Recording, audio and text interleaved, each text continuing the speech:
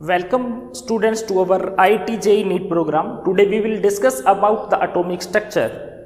ये वो टॉपिक है जिस टॉपिक में से एग्जाम में अगर प्रीवियस ईयर पेपर देखें तो 1 से लेके 3 तक क्वेश्चन पूछे जाते हैं।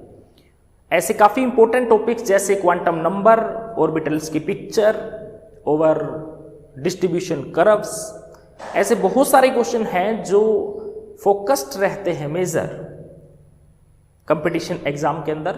तो हम एटॉमिक स्ट्रक्चर की इनिशिएशन से लेके लास्ट तक इन टॉपिक तक हम चलते हैं। तो सबसे पहले मैं बात करता हूं एटम की कंपोजिशन के बारे में और एटम किन पार्टिकल से मिलके बना होता है। That particles are called as the subatomic particles.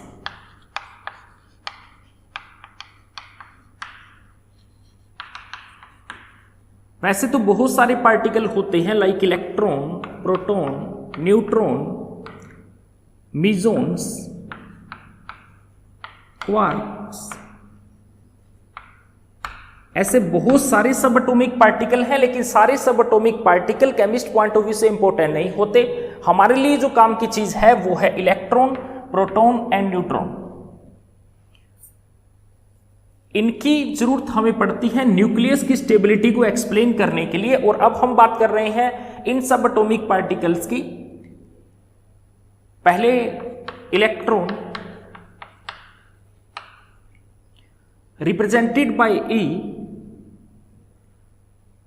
इसकी चार्ज यूनिट मानी जाती है -1 and mass unit is 0। Note charge and mass, this is the charge unit and mass unit, and charge is -1.6 into 10⁻⁻19 coulomb, and mass of electron is 9.1 into 10⁻⁻31 kg। इसको discover किया था sir J Thomson ने। ऐसे ही अगर हम बात करें proton की, represented by P and mass unit, charge unit is 1, mass unit is also 1 and charge is +1.6 into 10⁻⁻19 coulomb, and mass of proton is 1.672 into 10⁻⁻27 kg। हमें इन सारी क्वांटिटी की जरूरत पड़ेगी जब हम रेडियस या कोई भी चीज कैलकुलेट कर रहे होंगे। Next is neutron, represented by small n and charge unit is 0 and mass unit is 1। Charge इस पे नहीं होता, चार्ज लेस होता है neutron, and mass is 1.675 into 10⁻⁻27 kg। Proton को डिस्कवर किया था गोल्डस्टीन ने एंड न्यूट्रॉन चैडविक। अगर डिस्कवरी की बात करूं तो सबसे पहले डिस्कवर हुआ था proton, then electron and then neutron. हमें इसको ध्यान से देखिएगा, this is the charge unit not charge. हमें जरूरत पड़ेगी इसकी और इस डाटा की, खासकर इस डाटा की जरूरत पड़ेगी हमें न्यूमेरिकल्स में। और इसे कंपैरिजन के अंदर मास की भी यूनिट, आपको कई चीजें कंपैरिजन दी जाएगी, वहां पूछी जाएगी। ये कोई आपको डिस्कवर किसने किया इसको बताने के लिए नहीं कहा जा रहा है। ये बहुत ही इंपॉर्टेंट कंसेप्ट है जो आगे आपको जरूरत पड़ेगी। अब हम बात करते हैं कि जैसे ही डिस्कवरी हुई तो सबसे पहले एटम का मॉडल जो दिया गया, that is the Thompson model of atom. देखिए, सबसे पहले प्रोटॉन डिस्कवर था और प्रोटॉन के बाद में डिस्कवर हुआ जैसे ही इलेक्ट्रॉन। तो सभी के लिए इंपॉर्टेंट बात यह थी कि आपस में दो चार्ज पार्टिकल, एक जिसके पास नेगेटिव है दूसरा जिसके पास पॉजिटिव है, तो वो अरेंज कैसे है एक छोटी सी जगह में।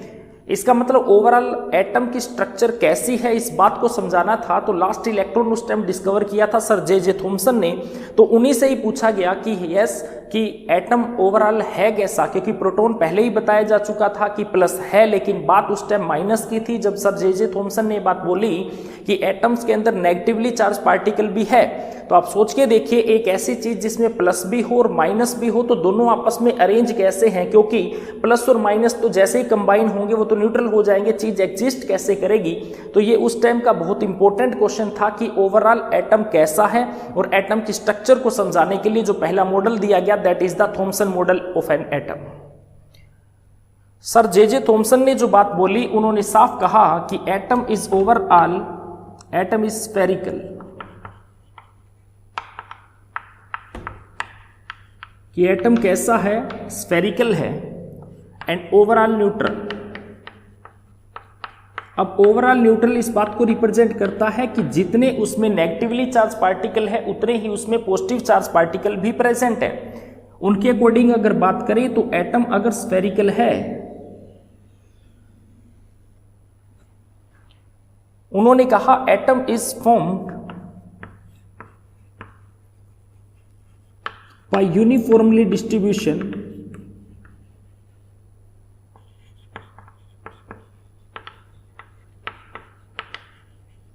of protons, that is सारा का सारा एटम किसका बना हुआ है, प्लस का बना हुआ है।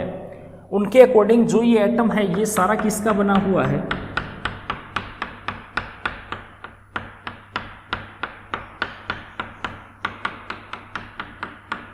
ये सारा प्लस का बना हुआ है। एंड इलेक्ट्रॉन्स कहाँ है फिर, अगर ये सारा प्लस का बना हुआ है then where is the electrons. इन्होंने कहा कि इलेक्ट्रॉन्स जो है आर एम्बेडेड, इलेक्ट्रॉन कहाँ है, एम्बेड है in the atom like this, electron तो इसके अंदर क्या है, एम्बेड है।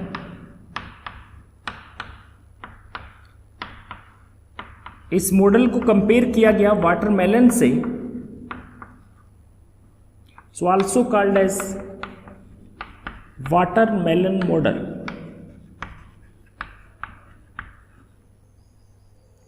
इसके अकॉर्डिंग अगर बात करें, वाटरमेलन मॉडल की बात करें, तो इसके अकॉर्डिंग वाटरमेलन का जो रेड पार्ट होता है assume as positive, that is protons, and black seed आप अज्यूम कीजिए negatively charge particle that is electrons, क्योंकि उस वक्त प्रोटॉन और इलेक्ट्रॉन ही डिस्कवर थे, न्यूट्रॉन उस टाइम डिस्कवर नहीं था। इसी वजह से जो डिस्ट्रीब्यूशन बताया गया वो किसका था, सिर्फ प्रोटॉन और न्यूट्रॉन का ही। तो उनके अकॉर्डिंग इलेक्ट्रॉन और प्रोटॉन कैसे अरेंज है कि पूरा एटम प्लस का बना हुआ है और इलेक्ट्रॉन तो कहीं कहीं एम्बेड है। तो इसीलिए इस मॉडल को क्या बोला गया, वाटरमेलन मॉडल। अगर इनकी बात करें तो जस्ट इसके आफ्टर आप स्टडी कीजिए रदरफोर्ड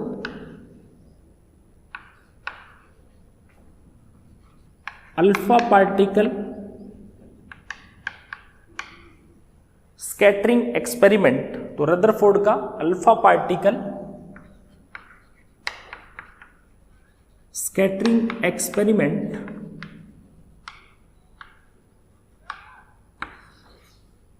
आप एक कंसेप्ट समझिए कि अगर मान लीजिए कि एक एटम है और वो ओवरऑल क्या है, प्लस का बना हुआ है, और आप पॉजिटिव चार्ज पार्टिकल अगर उस एटम की तरफ भेजें तो वो प्लस क्या करेगा, उस पॉजिटिवली चार्ज पार्टिकल को रिपेल करेगा।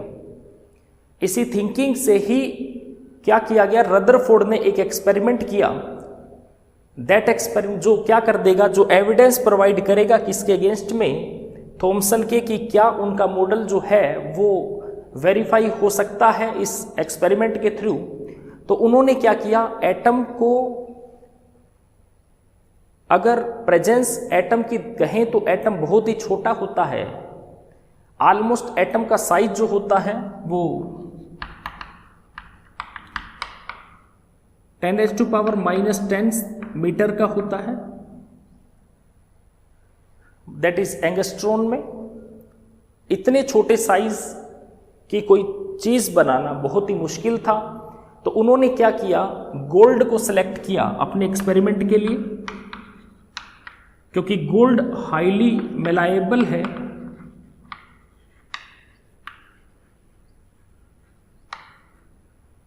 बहुत थिन शीट इसकी बनाई जा सकती है।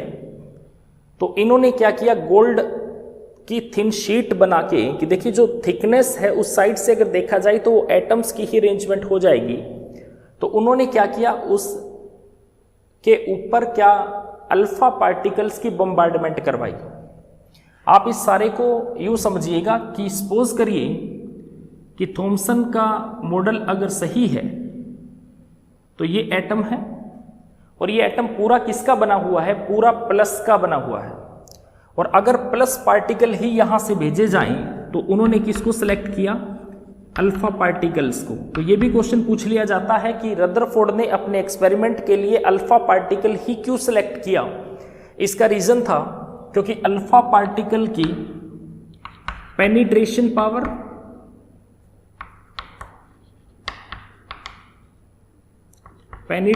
पावर एंड आयनाइजिंग पावर दोनों ही क्या है, दोनों ही लो है। अगर ये क्वेश्चन आता है तो आप ये बताना है आपने कि अल्फा पार्टिकल क्यों सिलेक्ट किया गया, क्योंकि अल्फा पार्टिकल की पेनिट्रेशन पावर और उसकी आयनाइजिंग पावर दोनों ही बहुत ही कम है। तो उन्होंने अल्फा पार्टिकल की जैसे ही बम्बार्डमेंट करवाई तो उन्होंने क्या देखा, अब यहाँ एक्सपेरिमेंट को थोड़ा सा ध्यान से समझिएगा कि सोच से भेजा जा रहा है अल्फा पार्टिकल को कि लगभग सारे वापस आएंगे। क्यों आएंगे, सोचिए कि अगर ये सारा प्लस का बना हुआ है और पॉजिटिव पार्टिकल भेजा जाए तो वो प्लस क्या करेगा, उन पार्टिकल को रिपेल कर देगा। होना क्या चाहिए था कि मोस्ट ऑफ पार्टिकल क्या होने चाहिए थे, अपने रास्ते वापसी आ जाने चाहिए थे, लेकिन ऐसा नहीं हुआ। जो अल्फा पार्टिकल भेजे गए उनमें से मोस्ट ऑफ अल्फा पार्टिकल सारे के सारे क्या हुए, सीधे निकल गए। अब ये बहुत ही सरप्राइजिंग बात थी कि मोस्ट ऑफ पार्टिकल सीधे जाना। तो ऑब्जर्वेशंस की बात करूं तो ऑब्जर्वेशंस में क्या देखा गया, फर्स्ट की most of alpha particle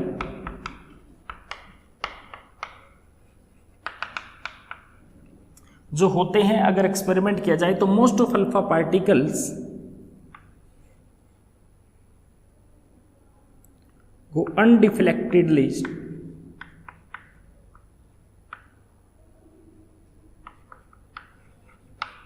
straight, कि वो लगभग सीधे निकल गए। और बहुत कम कितना, लगभग 20,000 में से कुछ एक पार्टिकल ऐसा था जो अपने रास्ते पर वापसी आ गया। आप सेकंड ऑब्जर्वेशन को देखें, 1 out of 20,000 went back to its original path,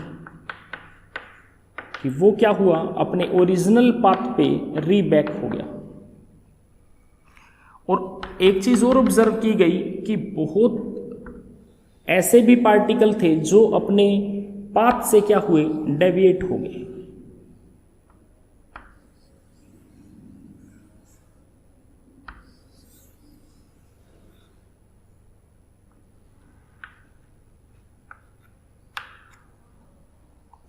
बहुत ऐसे पार्टिकल थे जो क्या हुए, डेविएट्स फ्रॉम देयर पाथ। आप इन ऑब्जर्वेशन को समझिए। पहली ऑब्जर्वेशन जो कहती है कि मोस्ट ऑफ अल्फा पार्टिकल सीधे निकल गए, तो आप इससे क्या कंक्लूजन निकाल सकते हैं कि सीधे निकल गए, इसका मतलब सारी जगह प्लस तो नहीं था। अगर थॉमसन की बात माने तो सारी जगह प्लस था, तो उसके अकॉर्डिंग अगर बात करूं तो मोस्ट ऑफ पार्टिकल तो वापसी आ जाने चाहिए थे, लेकिन ऐसा नहीं हुआ। मोस्ट ऑफ पार्टिकल वापसी नहीं आए, इसका मतलब सारी जगह तो प्लस नहीं है। तो कंक्लूजन क्या हुआ कि मोस्ट ऑफ अगर पार्टिकल्स बैक नहीं आते तो सारी जगह प्लस नहीं है, तो थॉमसन की ये बात सही नहीं है।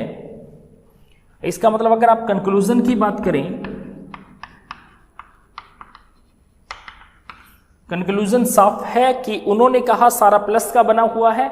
अब इन्होंने कहा कि एटम सीधे, एटम में से अल्फा पार्टिकल सीधे निकलना मतलब रिपेल नहीं हुए, और रिपेल ना होना इस बात को रिप्रेजेंट करता है कि एटम जो है वो नहीं बना हुआ, पॉजिटिव यूनिफॉर्मली डिस्ट्रीब्यूशन वहां नहीं है। इसका मतलब साफ है, there is no any uniform distribution of positive particle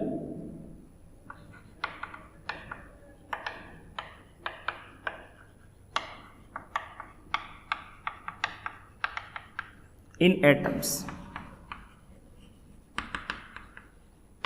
कि एटम में सारी जगह प्लस नहीं है, इस बात को रिप्रेजेंट करता है। अगर एटम में सारी जगह प्लस होता तो लगभग सारे के सारे पार्टिकल क्या होते, अपने पाथ पर बैक आ जाते। लेकिन 20,000 में से कोई एक पार्टिकल बैक आना इस बात को रिप्रेजेंट करता है कि प्लस है तो सही, तभी तो रिपेल हुआ होगा अल्फा पार्टिकल और अपने रास्ते पे वापसी आया होगा। लेकिन जो पॉजिटिव है वो बहुत ही स्मॉल रीजन में है। लेकिन एक बात और भी क्लियर है कि पॉजिटिव चार्ज जो है इज कंसंट्रेटेड, बहुत छोटी सी जगह में concentrated in very small region. कि है तो सही, हम इस बात को तो नहीं निकाल रहे कि नहीं है, प्लस है तो सही, लेकिन कहाँ है, बहुत छोटी सी जगह में है, जहां भी है बहुत छोटी सी जगह में है। और तीसरी इंपॉर्टेंट बात देखिए, अगर कोई अपने रास्ते से डेविएट होता है तो यहां अगर मान लीजिए कि अगर कोई पॉजिटिव है वो यहां है, फिर भी वो दूर से ही उसे रिपेल कर रहा है, इस बात को रिप्रेजेंट करता है कि जहां प्लस है वहां उसका इफेक्ट बहुत ही ज़्यादा है। ये इस बात को रिप्रेजेंट करता है कि जो प्लस है वो हाईली कंसंट्रेटेड है और उसका इम्पैक्ट जो है वो बहुत ही ज़्यादा है। तो क्या हुआ, इन्हीं फाइंडिंग के बेस पे रदरफोर्ड ने नया मॉडल दिया, and that model is Rutherford model of atom. अब हम बात कर रहे हैं रदरफोर्ड मॉडल की। अब तक जो बात कर रहे थे रदरफोर्ड के एक्सपेरिमेंट की, जिस बेस पे उन्होंने रदरफोर्ड का मॉडल दिया था, एटम का मॉडल दिया था रदरफोर्ड ने, तो उनके बेस पे जो उन्होंने बातें कही हम पढ़ रहे हैं नाउ रदरफोर्ड मॉडल।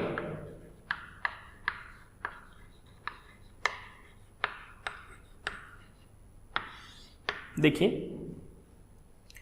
इसके अकॉर्डिंग अगर बात करूं, उन्होंने कहा कि एटम इज ओवरऑल न्यूट्रल, ये बात सही है, एटम न्यूट्रल है एंड स्फेरिकल है, ये बात बिल्कुल सही है। लेकिन उन्होंने, जैसे थॉमसन ने कहा कि पूरे एटम के अंदर क्या है, पूरे एटम में, जैसे उन्होंने कहा कि पूरे एटम के अंदर क्या है कि पॉजिटिव चार्ज यूनिफॉर्मली डिस्ट्रीब्यूट है, उन्होंने कहा ऐसा नहीं है। साफ उन्होंने कहा कि positive charge is present in very small reason,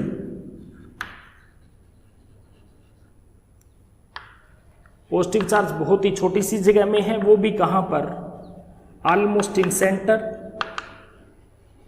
atom के कहां, सेंटर में है, और उन्होंने उसका नाम दिया कॉल्ड एज न्यूक्लियस।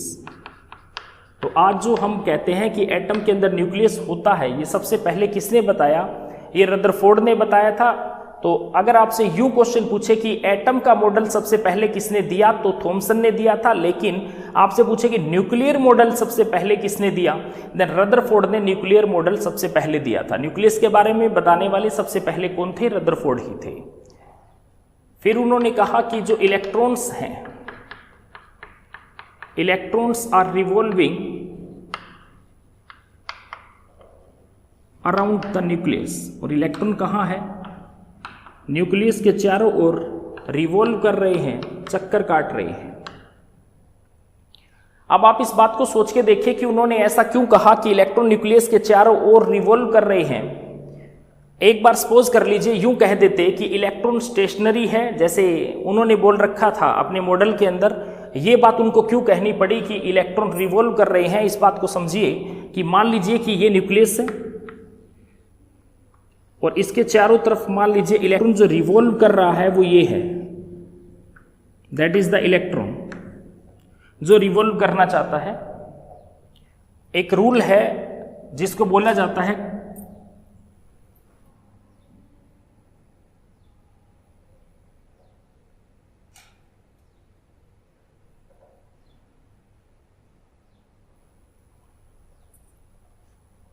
एक लॉ है जिसे कहा जाता है कूलम्स लॉ। इनके अकॉर्डिंग कोई दो चार्ज पार्टिकल अगर रेस्ट पे है, मान लीजिए एक चार्ज पार्टिकल है जिस पे चार्ज Q1 है, दूसरे पे Q2 है और उन दोनों के बीच का डिस्टेंस R है।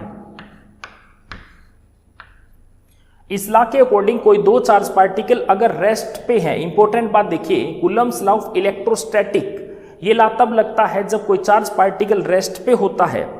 तो इनके अकॉर्डिंग अगर कोई चार्ज पार्टिकल रेस्ट पे है तो उनके बीच में कोई ना कोई फोर्स लगेगा and that force is directly proportional to the product of their charges, जो उनके चार्ज है उनके मल्टीप्लाई के, and inversely proportional to the square of their distance, और उनके बीच में जितना भी डिस्टेंस है उसके स्क्वायर के क्या है, इनवर्सली प्रोपोर्शनल है। इस साइन को आप हटाएं डायरेक्टली प्रोपोर्शनल को तो एक कांस्टेंट लगेगा 1/4 pi epsilon Q1 Q2 upon R square.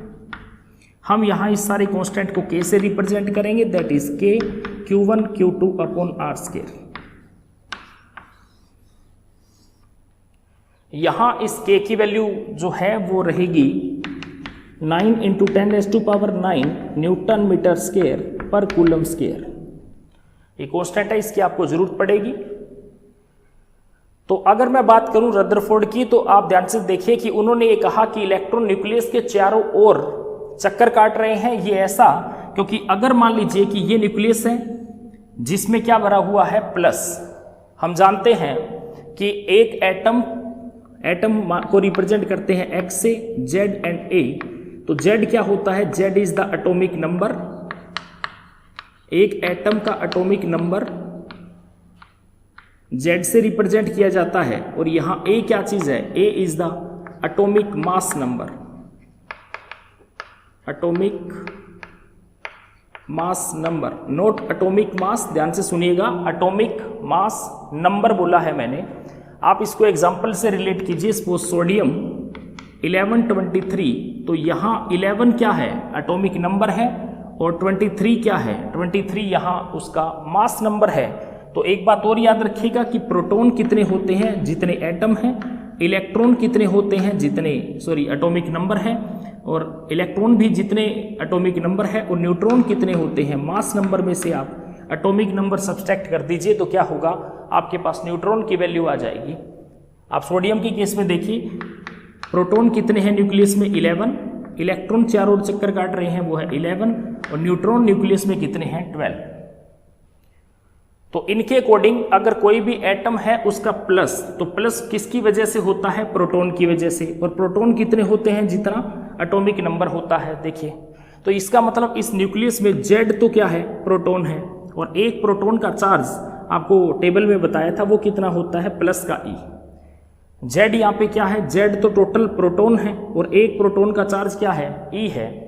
तो ये हुआ चार्ज न्यूक्लियस का कितना, Ze, और इलेक्ट्रॉन का चार्ज -E, और इलेक्ट्रॉन का चार्ज कितना होता है, -E। तो ये कंडीशन आ गई कि दो चार्ज पार्टिकल आपके पास हैं और दोनों रेस्ट पे हैं, क्योंकि न्यूक्लियस अगर चक्कर ना काट रहा होता तो रेस्ट पे होता तो अब इनके दोनों के बीच में कोई ना कोई फोर्स लगता, और वो फोर्स कैसा है, अट्रैक्टिव फोर्स है। देखिए, एक प्लस है एक माइनस है, तो जाहिर सी बात है फोर्स कैसा होगा, अट्रैक्टिव होगा, और उसकी वैल्यू क्या होगी, इसके अकॉर्डिंग देखा जाए तो वो फोर्स किसके इक्वल होगा। देखिए, force is equal to K, Q1 क्या हुआ यहाँ, Z इंटू E, ये Q1 चार्ज हो गया, Q2 कितना है, -E, और इनके बीच का डिस्टेंस सपोज कर लीजिए R है, दैट इज R। तो फोर्स की वैल्यू क्या आ गई, -KZE² अपॉन R स्क्वायर। तो इतने फोर्स से क्या होता, इलेक्ट्रॉन अट्रैक्ट होता न्यूक्लियस की तरफ, और न्यूक्लियस की तरफ अट्रैक्ट होता, वो न्यूक्लियस के पास चला जाता, और जैसे ही इलेक्ट्रॉन न्यूक्लियस के पास चला जाता तो वहां जाके वो न्यूट्रल हो जाता, और एटम ओवरऑल क्या हो जाता, खत्म।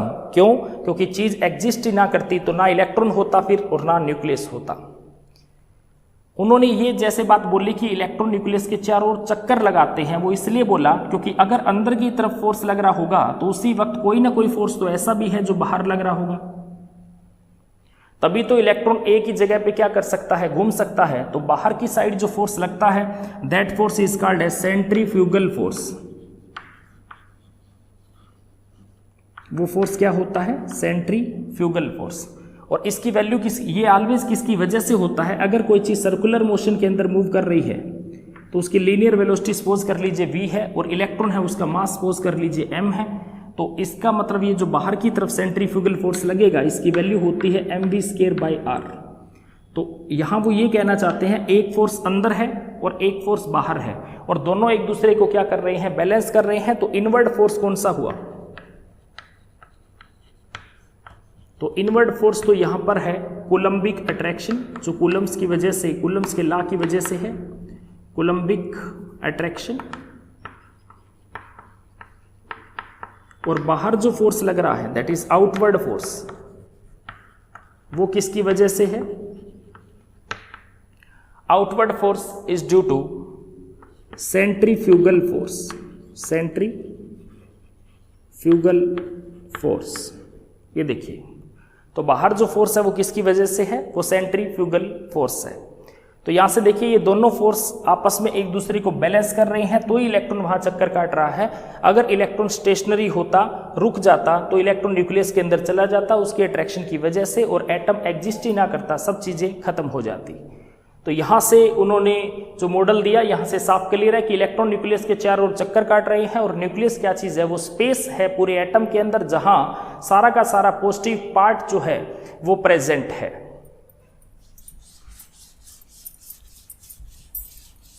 अब हम बात करते हैं limitation of the Rutherford model, limitation of Rutherford model. तो देखिए जब मॉडल दिया गया उसमें बातें बोली गई कि न्यूक्लियस के चारों ओर चक्कर काटेंगे, ये बात ठीक है कि न्यूक्लियस के चारों ओर चक्कर काटेंगे, लेकिन उसी वक्त क्या था, एक साइंटिस्ट थे, उस दौर के एक साइंटिस्ट थे जिनका नाम था मैक्सवेल। तो मैक्सवेल ने एक बात बोली, according to Maxwell when a charge particle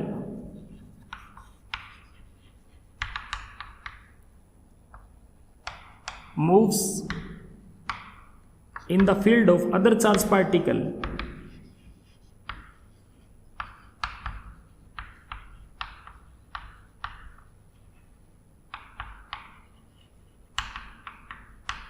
it always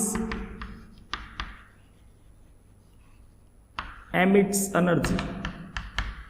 तो वो हमेशा क्या करेगा, एनर्जी एमिट करेगा। आप बात को ध्यान से समझने की कोशिश कीजिए कि कोई एक चार्ज पार्टिकल है, वो दूसरे चार्ज पार्टिकल के फील्ड के अंदर मूव कर रहा है।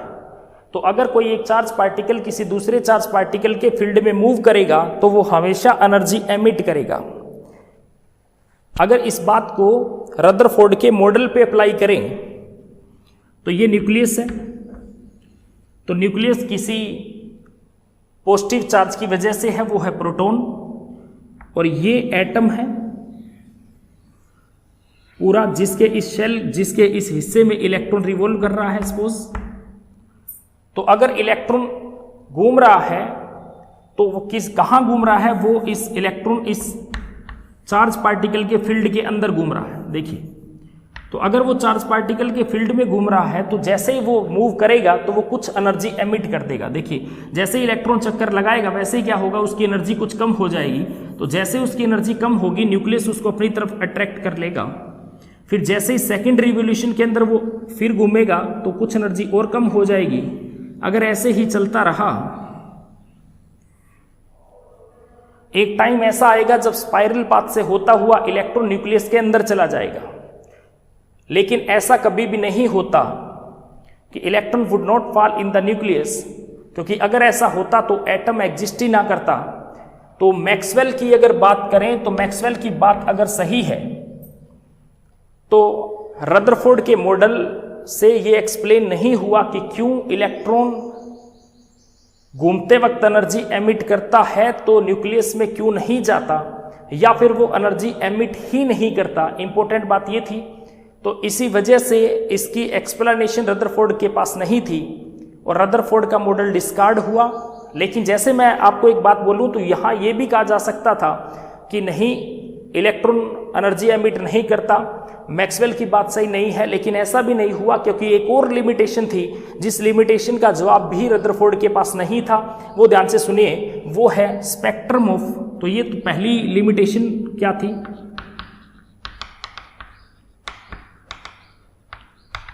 पहली लिमिटेशन थी स्टेबिलिटी ऑफ एटम।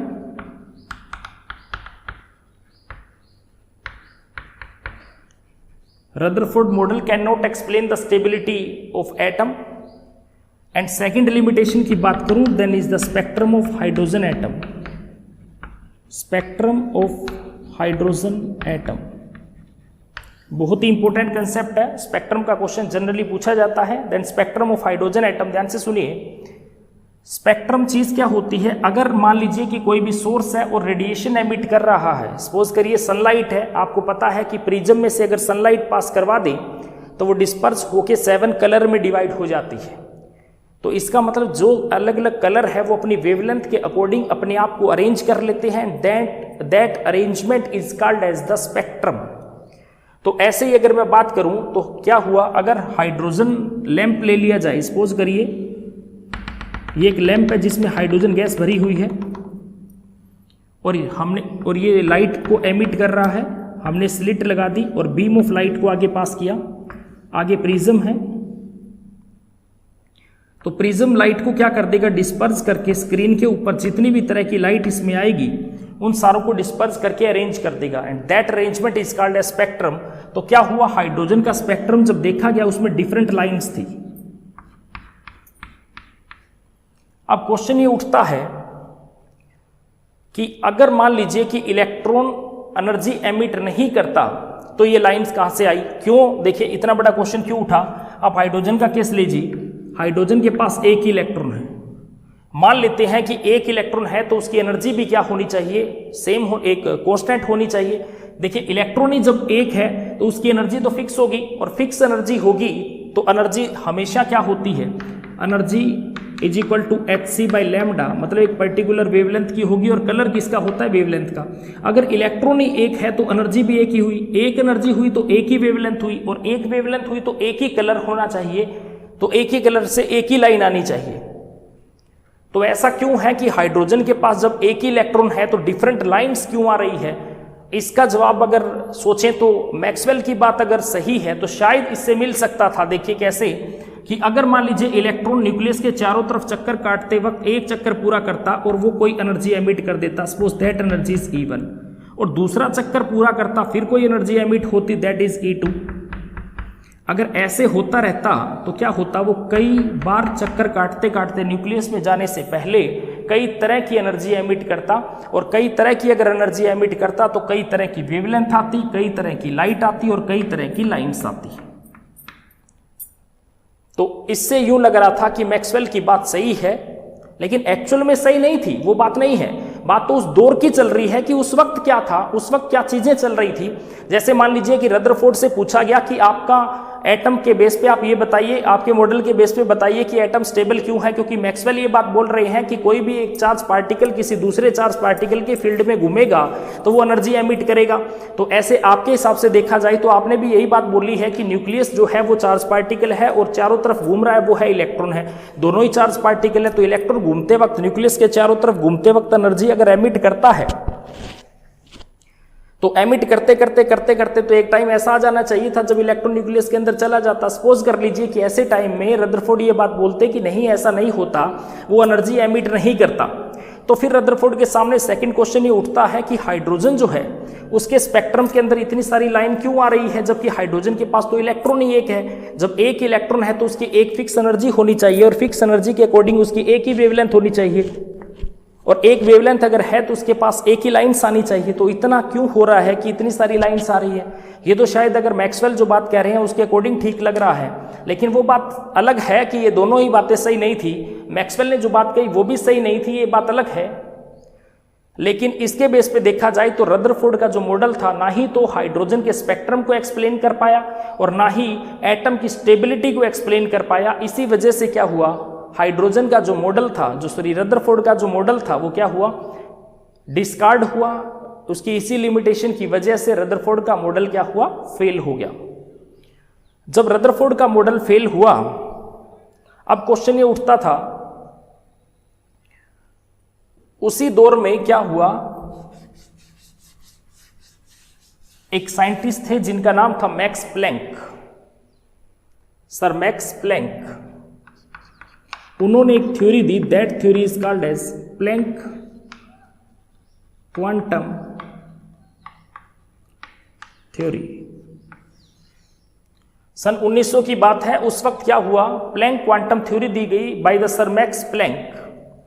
अब आप इस बात को कुछ यूं समझिए कि एक तरफ मेरे पास मैक्सवेल है और एक तरफ प्लैंक है। उस दौर में मैक्सवेल ये कहा करते थे कि energy is continuous in manner. देखिए आप दोनों को कंपेयर कीजिए, दोनों को साथ में इसीलिए लिखा है मैंने, आप कंपेयर कीजिए एक बात को, वो क्या है कि अकॉर्डिंग टू मैक्सवेल उस वक्त ये कहा करते थे कि energy is continuous, energy is continuous and depends upon intensity. और किस पे डिपेंड करती है, intensity of light, and depends upon intensity of light. इसके हिसाब से देखा जाए तो एनर्जी अगर कंटिन्यूअस मैनर की है तो every range of energy is possible.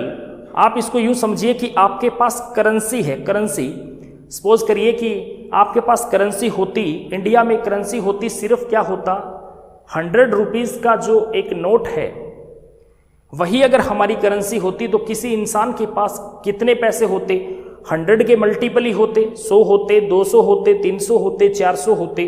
तो उस वक्त ऐसा पॉसिबल नहीं था कि कोई ये कह देता कि मेरे पास 51 रुपीज है, ऐसा ना होता। कोई ये ना कह सकता 79 रुपीज है। इसका मतलब some value are possible which is the multiple of 100, every value is not possible. अगर मैक्सवेल की बात करें, कंटिन्यूअस है, then every value is possible. According to Maxwell, energy is continuous. It means the value of energy, अगर बात करें, then every value of energy is possible. लेकिन Maxwell ने ये बात बिल्कुल सिरे से नकार दी। उन्होंने जो बात कही, अब मैं बात करता हूं according to Planck.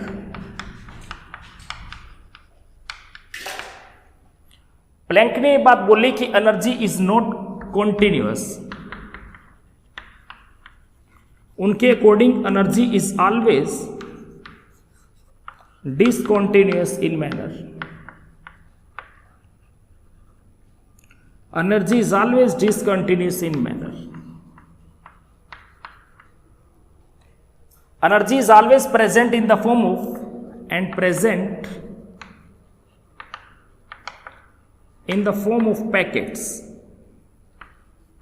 and that packets are imaginary in the form of imaginary packets। और वो एनर्जी क्या है, इमेजिनरी पैकेट्स की फॉर्म में है। और उन पैकेट्स को क्या बोला जाता है, called as nucleus, sorry called as quanta. उन्होंने टर्म क्या दी, क्वांटा। अब देखिए मैक्सवेल क्या प्लैंक क्या कह रहे हैं कि एनर्जी कंटिन्यूस नहीं है, एनर्जी के तो इमेजिनरी पैकेट्स है। आप ये सोचिए कि एनर्जी जो है वो पैकेट्स की फॉर्म में है और हर एक पैकेट को क्या बोला जा रहा है, क्वांटा कहा जा रहा है। But in the case of light, लेकिन अगर आप लाइट की बात कर रहे हैं, in the case of light आप क्वांटा टर्म यूज नहीं करोगे। Quanta term is replaced by photon.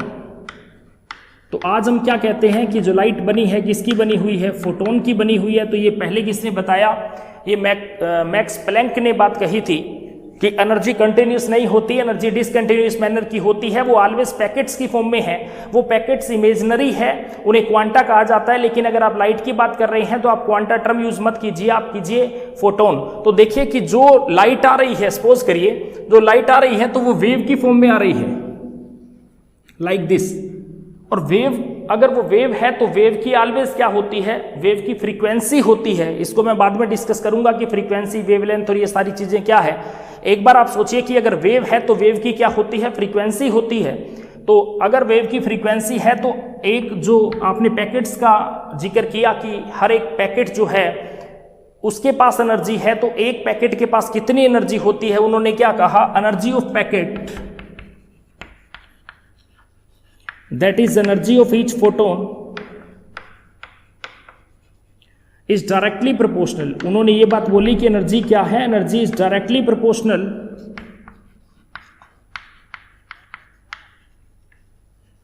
To the frequency of light.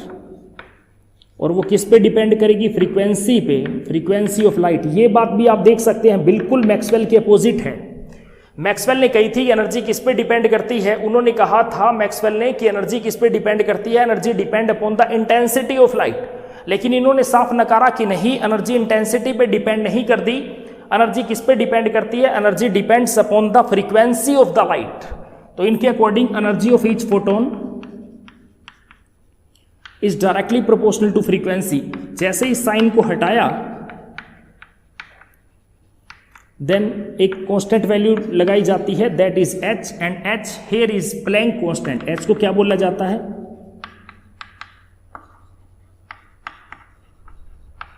Planck constant. Okay, इसकी वैल्यू भी फिक्स होती है 6.672 इंटू 10⁻⁻34 जूल सेकेंड। तो देखिए इनके अकॉर्डिंग इन्होंने फिर ये बात बोली कि जो टोटल एनर्जी है लाइट की वो क्या होगी, कि अब मान लीजिए कि मैं कहता कि आपके पास सिर्फ 100 रुपीज करेंसी होती और आपके पास ऐसे 10 नोट होते तो आपके पास 1000 रुपीज होते, 5 होते तो आपके पास 500 रुपये होते। इसका मतलब उनका टोटल एनर्जी किसके इक्वल है, टोटल एनर्जी कितने फोटोन हैं उनका मल्टीपल कर दीजिए। एक फोटोन की एनर्जी आपको पता है, कितने फोटोन है उसका मल्टीपल कर दीजिए, दैट इज NH न्यू, और फोटोन की एनर्जी H न्यू है, तो ये क्या हुआ, total E is equal to NH nu. तो टोटल लाइट की एनर्जी किस पे डिपेंड करेगी, उसकी फ्रीक्वेंसी पे डिपेंड करेगी। आपके सामने क्लियर है। तो ये बात किस में बोली गई, ये बोली गई प्लैंक क्वांटम थ्योरी में।